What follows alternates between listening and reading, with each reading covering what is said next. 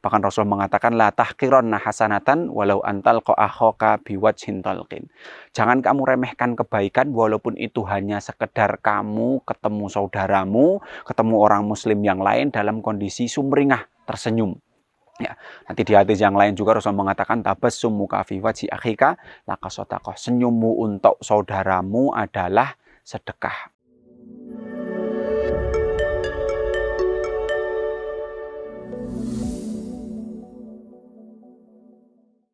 Bismillahirrahmanirrahim. Assalamualaikum warahmatullahi wabarakatuh. Alhamdulillah wassalatu wassalamu ala Rasulillah wa ala alihi wa sahbihi wa mawalah wa ba'd. Pemirsa yang dirahmati oleh Allah Subhanahu wa taala, dalam sebuah hadis Rasulullah SAW mengatakan, hadis ini cukup populer mungkin di tengah-tengah kita. Beliau Rasulullah SAW bersabda, innama bu'ithtu liutammima makarimal akhlak. Sesungguhnya saya diutus oleh Allah Subhanahu wa taala hanya, jadi banyak ulama mengkategorikan innama ini sebagai adatul hasr, ya, atau huruf kata yang berfungsi untuk membatasi, hanya untuk menyempurnakan akhlak. Ya, artinya akhlak kepada siapa saja, kepada apa saja bahkan, ya menyempurnakan akhlak kepada Allah, otomatis nanti akidahnya benar, imannya baik, ibadahnya juga lurus, akhlak kepada sesama manusia juga demikian, ya, terpuji baik akhlaknya kepada orang lain, kepada kerabat yang ada di sekitarnya, kepada masyarakat, ya. Jadi Rasulullah SAW diutus oleh Allah Subhanahu wa taala hanya untuk menyempurnakan akhlak yang mulia dari segala sisi. Artinya hadis ini menunjukkan betapa pentingnya kedudukan akhlak di dalam agama kita, agama Islam, ya. Dan ini tidak boleh dipisahkan, ya. Anda yang belajar akidah, ya, tidak boleh mengabaikan sisi akhlak ini. Anda yang fokus atau konsen dengan materi-materi fikih misalnya, tidak boleh juga mengabaikan tema-tema akhlak. Karena ya, kesempurnaan akhlak bagian dari kesempurnaan pribadi seorang muslim. Sebagaimana sabda Rasulullah SAW di dalam hadis yang lain, akmalul mu'minina imanan ahsanuhum khuluqan. Mukmin yang paling sempurna imannya adalah yang paling baik akhlaknya, yang paling sempurna akhlaknya. Akhlaknya kepada Allah, akhlaknya kepada manusia yang lain. Masyaallah muslimin, pemirsa yang dirahmati oleh Allah Subhanahu wa taala. Nah, sekarang kita bertanya, lalu akhlak itu maksudnya apa? Apakah akhlak itu maksudnya sekedar sopan santun? Kita santun kepada orang lain, kita sopan kepada orang lain, apakah begitu? Terus kalau begitu bagaimana dengan sahabat yang di perang Badar harus melawan orang tuanya sendiri? Ya mungkin kalau hari ini ya bisa disebut tidak berakhlak, ya anak melawan orang tuanya. Jangan-jangan nanti kita juga memvonis Nabi Ibrahim anak yang tidak berakhlak, ya, karena dia mengingatkan, menasehati, bahkan mendakwahi dan mengatakan salah kepada keyakinan orang tuanya. Nah, maka frame kita, ya, kerangka berpikir kita kaitannya tentang akhlak ini harus benar. Nah, berbicara tentang akhlak, ya, di dalam kitab Nuzhatul Muttaqin Syarhu Riyadhis Shalihin, di sana disebutkan tentang pembahasan akhlak mulia supaya tidak bias, ya. Jadi akhlak itu bukan berarti yang kalau kita ketemu orang harus tunduk-tunduk, ya, manggut-manggut begitu. Walaupun mungkin kalau itu tradisi baik di satu wilayah, tidak apa-apa juga kita mengaplikasikan nilai-nilai seperti itu. Karena Umar bin Khattab sendiri, ya, kata Aisyah, karena Umar ashadan nas, ya. Wa idza daraba auja'a wa idza takallama asma'a wa idza masya asra'a. Umar itu orang yang paling zuhud, bagus akhlaknya. Tapi kalau jalan ya tegap, ya cepat, ya. Bukan yang lidah-lide, bukan yang malas-malas begitu, ndak, ya. Kalau bicara ya lantang, ya keras. Ndak harus selalunya lemah lembut, pelan, ya. Kemudian kalau memukul juga bikin lawannya sakit, ya. Jadi akhlak yang mulia, perspektif kita harus perspektif agama Islam. Kita kembali ke tadi, ya, dalam kitab Nuzhatul Muttaqin dijelaskan bahwa makna dari akhlak mulia, ya, khuluqun hasanun, menurut Islam sebagaimana yang dijelaskan oleh para ulama adalah yang pertama badlul ada. Ya, ini nilai-nilainya universal, bisa akhlak yang mulia yang disebutkan para ulama ini bisa diaplikasikan di mana saja dan oleh siapa saja. Jadi badlul adha yang pertama, kita berupaya untuk membantu, menolong orang lain. Ya, Dan kata Rasulullah SAW dalam sebuah hadis, siapa yang membantu kesulitan orang lain, maka nanti di hari kiamat Allah Subhanahu wa Ta'ala akan bantu meringankan kesulitannya.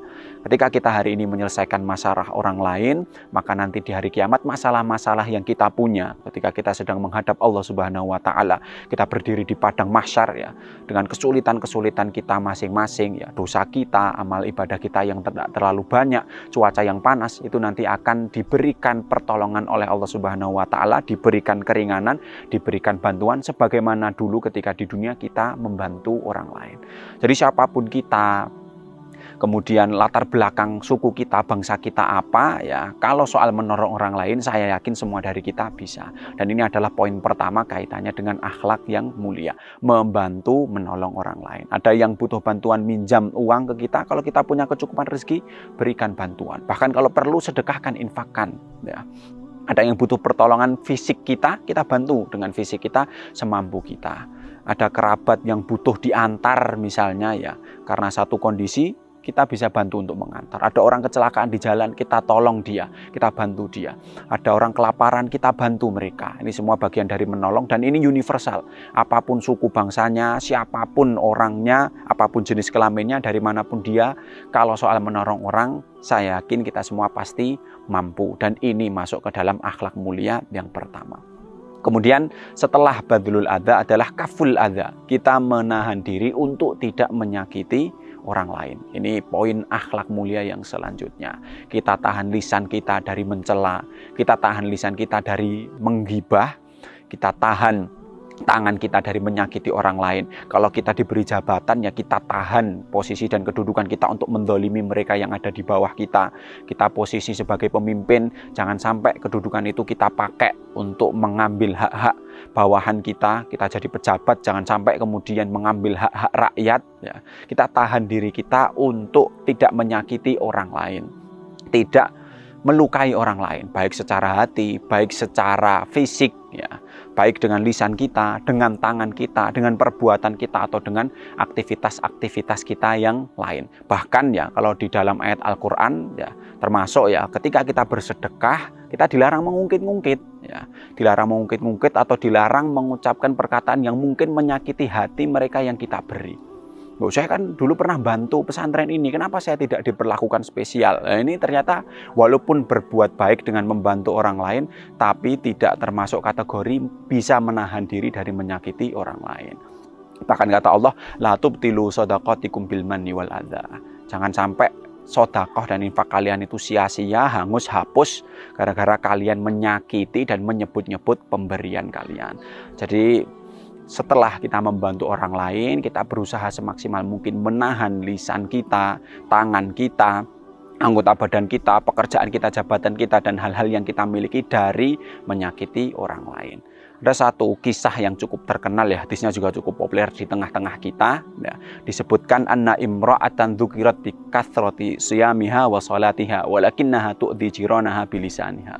Ada perempuan yang banyak melakukan ibadah sunnah. Disampaikan kepada Rasulullah, ini ada perempuan ini sukanya puasa sunnah, sukanya sholat sunnah, sukanya melaksanakan ibadah-ibadah sunnah yang lain. Walakinnaha tu'dhi jiranaha bilisaniha. Tapi sukanya, hobi dia yang lain selain melaksanakan ibadah sunnah adalah menyakiti tetangganya, menyakiti orang-orang yang ada di sekitarnya dengan lisannya. Maka Rasulullah mengatakan hiya finnar.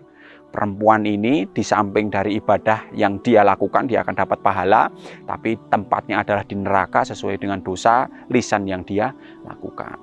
Maka sebagai seorang muslim yang kembali ke tadi menganggap bahwa akhlak ini penting, mari sama-sama. Jangan sampai kita sibuk beramal soleh, tapi kita rusak juga amal soleh kita dengan tidak bisa menjaga diri kita, lisan kita, tangan kita dari menyakiti orang lain. Dalam sebuah hadis yang cukup terkenal ya, Rasulullah bertanya kepada para sahabat, kalian tahu enggak siapa orang yang merugi itu? Para sahabat mengatakan orang yang rugi, yang bangkrut itu ya yang enggak punya harta. Tapi kemudian Rasul mengatakan bukan. Yang rugi, yang bangkrut itu kalau menurut kacamata kita orang beriman itu adalah orang yang banyak amal solehnya, banyak amal baiknya ketika di dunia, tapi di akhirat hapus semua, hangus semua karena pernah menyakiti ini, merusak kehormatan si ini, menumpahkan darah yang ini, mengambil hak si ini. Akhirnya semua amal yang dia kumpulkan hangus. Kemudian pemirsa yang dirahmati oleh Allah Subhanahu wa taala, yang ketiga masuk akhlak mulia yang selanjutnya adalah talaqatul wajh, ya, atau berseri-seri ketika bertemu dengan orang lain. Ternyata itu termasuk juga dari poin akhlak mulia. Jadi setelah kita bantu orang lain, kemudian kita berusaha menahan diri kita dari menyakiti orang lain, kita berusaha ramah, berusaha sumringah ketika ketemu dengan orang lain. Ini ternyata kata para ulama termasuk kategori akhlak mulia. Jadi kalau ketemu sama orang jangan merengut, jangan cemberut, senyum. Bahkan Rasul mengatakan la tahqironna hasanatan walau antal akhaka biwajhin talqin. Jangan kamu remehkan kebaikan walaupun itu hanya sekedar kamu ketemu saudaramu, ketemu orang muslim yang lain dalam kondisi sumringah, tersenyum. Ya, nanti di hadis yang lain juga Rasul mengatakan tabassumuka fi wajhi akhika laka shadaqah. Senyummu untuk saudaramu adalah sedekah. Pemirsa yang dirahmati oleh Allah Subhanahu wa taala, ini 3 poin inti ya, dari materi akhlak yang tadi nilainya universal. Jadi kalau 3 poin ini siapapun kita, apapun latar belakang keluarga kita, dari manapun kita, insya Allah kita bisa mengamalkan dan menjalankannya. Kita bantu orang lain, kita berusaha menahan diri kita dari menyakiti orang lain, apapun bentuknya dan bagaimanapun caranya. Kemudian kita berusaha tersenyum, sumringah ketika berjumpa dengan orang lain. Demikian, semoga Allah mudahkan kita menjadi insan-insan beriman yang kafah, muslim yang lengkap. Ya, termasuk salah satu bentuk kelengkapan seorang muslim adalah dengan menjaga kebaikan akhlaknya. Jangan sampai kita fokus pada sisi agama yang lain, tapi ternyata orang-orang yang ada di sekitar kita mengenal kita sebagai orang yang buruk pribadinya, jelek akhlaknya. Na'udzubillah. Saya akhiri. Assalamualaikum warahmatullahi wabarakatuh.